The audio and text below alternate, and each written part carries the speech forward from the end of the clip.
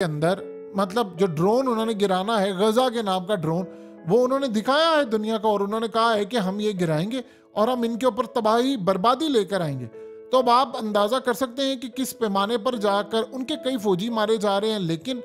Iran ने फैसला किया है कि अगर लड़ाई इस हद तक बढ़ती है तो फिर हम इनके साथ लड़ने को तैयार होंगे, फिर हम मिसाइल मार देंगे और बहुत सारी चीजें मार देंगे। तो ये असल में सारे के सारे जो मामला इस वक्त चल रहे हैं, जो हालात इनके खराब हो रहे हैं, इनको समझ नहीं आ रही। आप बताइए, आप ग्राउंड के ऊपर, इसका मतलब है कि आपकी फोर्सेस नाकाम हो गई हैं, इसका मतलब है कि आपके सारे के सारे मामला नाकाम हो चुके हैं। अगर आपके सारे मामला नाकाम हो चुके हैं और आपने सरेंडर कर दिया है तो फिर आप बातचीत करें, आप उनसे मामला तय करें। लेकिन प्रॉब्लम ये है कि इस यहाँ पर एक और भी उन्होंने प्लान बनाया है, जैसे स्विस कैनाल है, और ये स्विस कैनाल जो ख़ास तौर पर, यानी इन्होंने एक प्लान बनाकर रखा हुआ था कि हमने जो स्विस कैनाल का एरिया है मिडिल ईस्ट के अंदर, उसकी जगह एक अपनी कैनाल बनानी है और अपनी कैनाल बनाने के लिए उसको गजा को मलियामेट करना और सारे का सारा एक इंफ्रास्ट्रक्चर वहां पर बनाकर उसको नए तरीके पर लेकर आना है। और दूसरा, जो ऑयल और गैस के रिजर्व्स हैं, ये असल में सोच रहे हैं कि कल को लेट से हमारा मिडिल ईस्ट के साथ झगड़ा होता है, अब तो रशिया के साथ होता है, तो ये ना हो कि हमें कोई ऑयल की जो सप्लाई है वो मुअत्तल हो जाए और हमारे लिए मसला हो जाए, या कल को जैसे आज हूसियों ने ऐलान किया है कि आपकी तेल की सप्लाई या कुछ आएगा तो हम उस पर हमला करेंगे। तो ये प्लान बनाकर बैठे हुए हैं कि असल में अगर ये हमला होता है हम पर, या हम पर कोई तबाही का मामला सामने आता है, तो हम उसका हल निकालते हैं। वो हमारे पास तेल और गैस के ज़खायर जो गजा में है वहां से निकलें और हम वहां से गैस भी इस्तेमाल करें, तेल भी इस्तेमाल करें और इस सरजमीन के अंदर जाकर बहुत सारी चीजें इस्तेमाल करें जिससे हमें फायदा हो। तो ये अगर इस सारी सूरत हाल में इन्होंने फाइंड आउट किया कि गजा में बहुत कुछ है,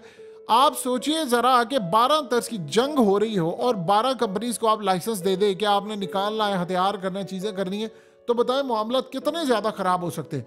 तो इस वक्त जो हालात चल रहे हैं, जो चीजें चल रही हैं, वो क्लियरली इंडिकेट कर रही हैं कि चीजें इनके हाथ से निकल चुकी हैं। और अब याद रखें, अगर ये भी प्लान इनका नाकाम होता है, देखिए ये क्या है, ये एटम बम मार के आप सारे बंदों को मार दें, पानी छोड़कर आप उसमें जहरीला केमिकल मिलाकर आप सारे बंदों को मार दें, कुछ तो आप कर सकते हैं ना। तो यहां पर अगर ऐसी सूरत हाल पैदा हो जाती है तो बताए फिर इसका मतलब है कि आपने एटम बम ही मार दिया ना किसी पर।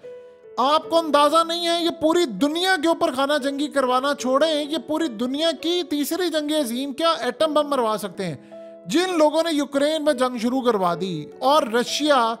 तैयार हो गया था कि उसने बेलारूस में एटमी मिसाइल उस वक्त डिप्लॉय कर दिए कि मैं पूरे का पूरा यूरोप, ये अगर उसको नेशनैलिटी के मामले से जरा ऊपर हटकर देखते कि जी हमारे वहां पर लोग हैं, हम उनको नेशनैलिटीज इसराइल की देकर बुला लेंगे तो बस ठीक है, बाकी तबाह होते हो जाए, तो इतना खतरनाक काम हो गया था कि अगर यूक्रेन को नाटो में शामिल कर लेते तो आप यकीन कीजिए वो मिसाइल दाग चुका होता है इस वक्त तक पूरे यूरोप पर। 12 मुल्क तो वहां पर तबाह हो चुके होते, हो सकता है रशिया भी तबाह हो चुका होता, लेकिन दुनिया एटमी जंग छिड़ चुकी होती। तो इस लेवल पर इन्होंने लड़ाई करवा दी कि वहां पर लड़ाई हो गई है, तबाही हो गई है, इनको परवाह ही नहीं है। अपने वजूद के लिए जिन्होंने 2000 साल से साजिशों के अंबार किए, जिन्होंने पहली जंग अजीम करवाई, खिलाफत उस्मानिया तोड़वाई, जिन्होंने दूसरी जंग अजीम करवाई, उसके बाद इन्होंने यूरोप का जवाल किया, इन्होंने बाद में बरतानिया के टुकड़े टुकड़े करवाए, दुनिया पर जुल्म करवाए, सारी जिंदगी बरतानिया ने, जो गोरों ने राज किया, वो इन्हीं के दम के ऊपर तो किया था। यानी इनके दम से मुराद ये कि बड़ी बड़ी पोस्टों पर ये थे, साजिशें करने वाले ये थे, फिर उसके बाद इन्होंने सारा काम किया। अब आप सोचिए जरा, जिनको अपना मुल्क ये कहते हैं, किसी का चोरी किया हुआ लैंड इन्होंने किया, तो सोचेंगे वो छोड़ेंगे इस मामले को, वो दुनिया में पूरी दुनिया को आग लगा देंगे कि अगर हमारी नाकामी हो रही है। तो ये तैयार रहें आप कि इन्होंने किसी वक्त कुछ भी कर देना है और ये कुछ भी कर सकते हैं।